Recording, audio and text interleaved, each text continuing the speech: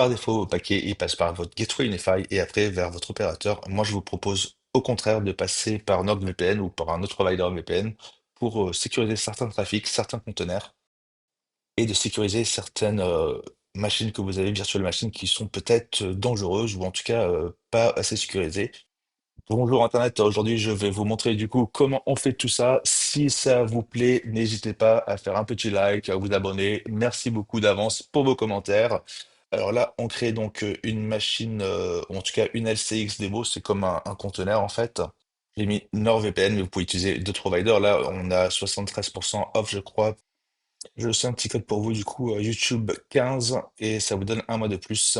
Vous pouvez très bien essayer aussi, vous faire rembourser si ça vous plaît pas. En tout cas, là, c'est le but de cette vidéo, de créer un VPN et de cacher le trafic pour sécuriser en tout cas certains conteneurs ou VM ou même tout votre réseau IoT si vous le voulez.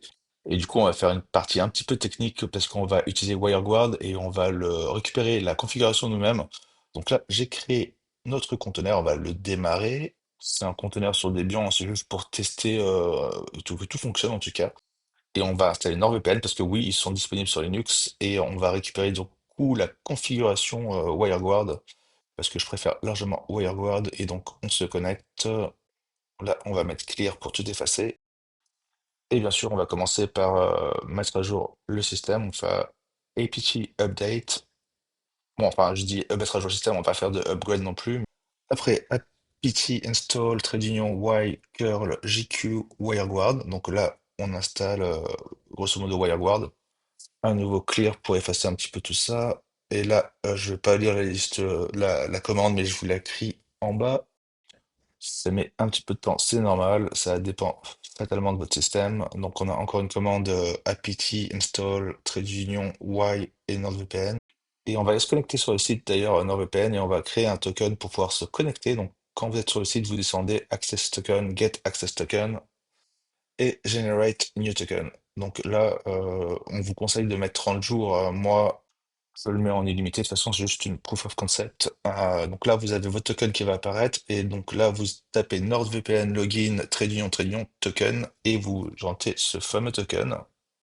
Après, c'est beaucoup plus simple si vous voulez pas utiliser WireGuard, mais je préfère largement WireGuard parce que c'est beaucoup plus rapide.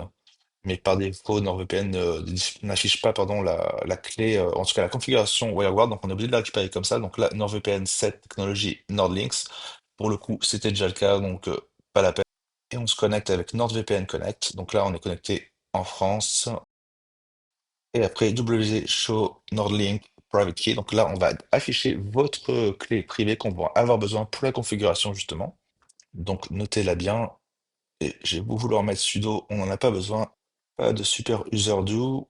WG Show NordLinks. Et là, on a effectivement la configuration. Donc on va la copier. On voit le serveur en question qu'on utilise. Je vous conseille de mettre dans un fichier texte ou peu importe. Il va falloir juste y ajouter donc la clé, la private key qu'on a ajoutée, voilà, qui est là. Bien sûr, je l'ai masqué même si il y a très peu d'importance parce que c'est juste une démo. Donc, copier tout ça et on va modifier simplement, donc, comme je vous disais, hein, cette clé, vous allez la mettre là où vous en avez besoin. Et du coup, dans VPN et VPN Client, on va faire un nouveau VPN. On va l'appeler comme on veut, peu importe, hein, mais là, NordVPN WG pour WireGuard. Et donc là, vous pouvez très bien le rentrer manuellement. Nous, on va faire avec un file. Je vous passe sur terminal. Vous pouvez faire TextEdit si vous voulez. Donc, on va sur le desktop. Vous pouvez utiliser Tab pour autocomplete quand vous avez commencé à taper. Et après, on va utiliser Nano parce que Nano, c'est le meilleur, hein. Et du coup, on va l'appeler nano nordvpn.config. Et là, on va copier du coup notre configuration WireGuard. Donc, on la voit bien ici. On va l'upload. Et donc là, tout est bon. On va se connecter donc Apply Change. Et si on regarde, la configuration est valide et elle est en cours de connexion. Alors, n'oubliez pas hein, de mettre votre clé privée qu'on a obtenue ultérieurement. Là, vous pouvez faire directement le changement de trafic. Nous, on va pas passer par là. Je préfère faire les choses bien. En tout cas, j'ai l'habitude de passer par Policy Based Route. Et du coup, on va créer avec un nom, par exemple LCX Demo. et on va sélectionner notre LCX. Je vous propose d'abord de faire une adresse fixe pour cette LCX. Donc moi, je l'ai là et je vais la sélectionner ici maintenant. Donc c'était 115. Et voilà, donc maintenant le trafic de cette machine, elle va pas passer comme le reste de Proxmox sur ma gateway, elle va passer sur cette interface que je viens de sélectionner, donc NordVPN WireGuard.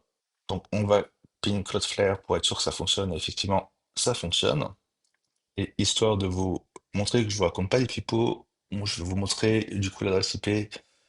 Mode sympa d'ailleurs sur Linux, c'est Linux ou peu importe, curl ifconfig.io, et donc là ça retourne votre adresse IP.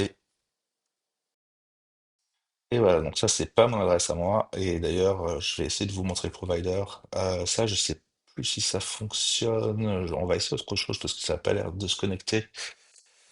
Alors voilà, donc on va faire curl IP trait d'union API.com. Bon, je vais vous mettre du coup en bas, voilà.